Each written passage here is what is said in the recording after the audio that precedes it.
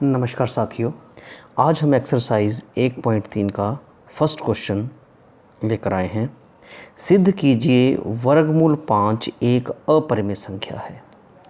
यह एक बड़ा इम्पोर्टेंट क्वेश्चन है। हमने अपनी परिभाषा में जब अपरिमेय संख्या की परिभाषा दी थी तो उसमें ये जान लिया था कि वर्गमूल 5, वर्गमूल 2, वर्गमूल 3 इत्यादि सारी अपरिमेय संख्याओं के उदाहरण हैं। लेकिन अब इस एक्सरसाइज में हमें ये सिद्ध करके दिखाना है कि यह एक अपरिमेय संख्या है।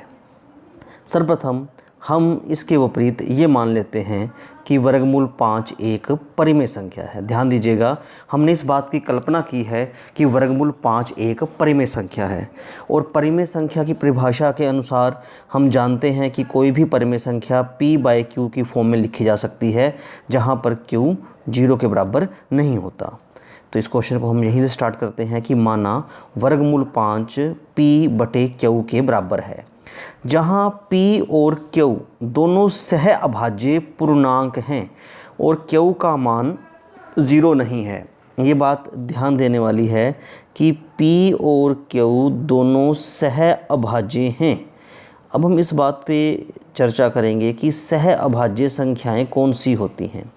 सह अभाज्य वो संख्याएं होती हैं जिनमें उभयनिष्ठ जो गुणनखंड है वो केवल एक होता है। तो p और q में हमने मान लिया कि इनमें कुछ भी कॉमन फैक्टर नहीं है, कोई भी गुणनखंड इनमें उभयनिष्ठ नहीं है, केवल एक को छोड़ के, 1 को छोड़ के, यानी कि ये दोनों किसी कॉमन टेबल पर विभाजित नहीं होती। या हम सरल रूप में ये कहें कि ये इनका सरलतम रूप है, p/q सरलतम रूप हैं। ये किसी और संख्या पर, दोनों एक ही संख्या पर विभाजित नहीं होंगी, किसी एक टेबल में, एक पहाड़े में नहीं आएंगी। उसके उपरांत हमने q को जब हमने r पर गुणा करके लिखा तो ये बन गया वर्गमूल 5q = p। अब हमने इसके दोनों ओर वर्ग कर देना है। जब हम इनके दोनों ओर वर्ग करेंगे, वर्गमूल 5 का वर्ग 5 आ जाएगा, q² आ जाएगा और राइट साइड में p का वर्ग करने पर p² आ जाएगा। अब आप इस बात को और अच्छी तरह समझें। यहाँ पर हमें जो p² का मान प्राप्त हुआ है वो 5 गुणा q² हुआ है। यानी कि हम ये कह सकते हैं कि p² के गुणनखंड में एक 5 जो है उसका एक गुणनखंड है, यानी कि p² जो है वो 5 से भाजित है, यानी कि 5 जो है वो b² को विभाजित करता है। दोबारा देखें, क्योंकि p² का मान 5 गुणा q² आया है तो ये बात हम लिख सकते हैं कि 5 जो है वो p² को विभाजित करता है। और यदि 5 p² को विभाजित करता है तो 5 p को भी विभाजित करता है। कहने का मीनिंग ये है कि p जो है वो 5 के टेबल में आएगा। इसके उपरांत जब p 5 को विभाजित करता है तो हमने p का मान 5m मान लिया, जहां m कोई पूर्णांक है। क्योंकि p जो है वो 5 से पूरा भाग होता है, इसलिए p का मान, p की वैल्यू हमने 5m मान ली। अब p की वैल्यू जो 5m है वो हमने इस समीकरण में रख देनी है।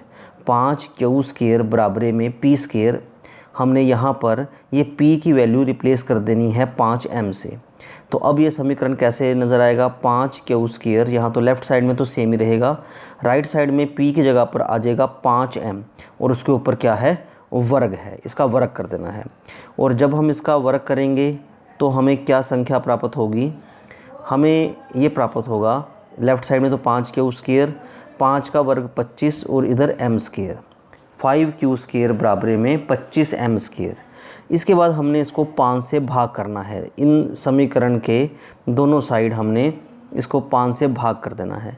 तो यहाँ 5 से भाग करने पर खाली q² बचेगा और जब इसको 5 से 25 को 5 से भाग करेंगे तो हमारे पास 5m² बचेगा। यानी कि हमारे पास q² की वैल्यू जो है वो 5m² आ गई। पुनः हम इसी बात पे विचार करते हैं कि q² का एक गुणनखंड 5 है, तो हम ये कह सकते हैं कि 5 जो है q² का क्या है, गुणनखंड। 5 जो है वो q² को क्या करेगा, पूरा विभाजित करेगा। तो 5q को भी क्या करेगा, पूरा विभाजित करेगा। इसके उपरांत अब हम इस बात पे पहुँचे कि 5 जो है वो p और q दोनों को विभाजित करता है। यानी कि 5 के टेबल में P और Q दोनों आएंगे, जो कि इस बात का विरोधाभास है कि P और Q सह अभाज्य पूर्णांक हैं। जो कंडीशन हमने स्टार्टिंग में लेकर चले थे जब हमने P और Q को डिफ़ाइन किया था, यहाँ पर देखिए, यहाँ पर हमने एक बात लिखी थी, P और Q सह अभाज्य हैं, इनमें कोई भी कॉमन जो फैक्टर नहीं आएगा।